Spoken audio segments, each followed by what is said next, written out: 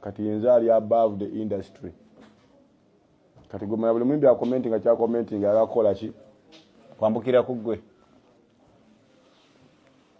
No muntu ali ku side yaba yamukira kugwe.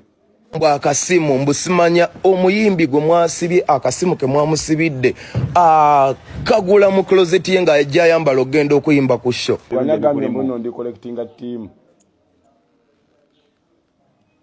Chogamba no yenkola ndi mbikola banejje ko lwaki bo banesaako. Chogamba oli bavayo n'agamba nti bakusibidde bwerere bakute abakwekwata akwessaako. Yaliyo nga mbikola. Akwesonyiwe. Chogamba mbuno bansibira bwerere. Nedda munna. Lwaki obeera ompolereza? Obadde ko mpulani zange bankugambyeko nti bagenda kunsibira bwerere. Gwe bagambeko badde bansibidde bwerere.